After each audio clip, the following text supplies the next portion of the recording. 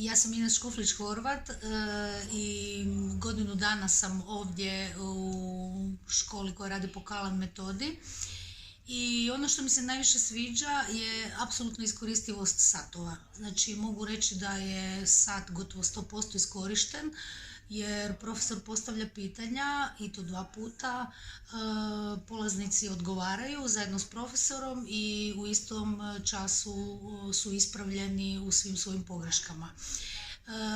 Odgovarati se mora punim rečenicama što je dobro jer nema izbjegavanja i mislim da ti misli ni na trenutak ne mogu odlutati jer se cijelo vrijeme nešto događa, a sat je koncipiran tako da se najprije ponavlja gradivo ili uči novo gradivo, nakon toga se čita, a onda se ima diktat.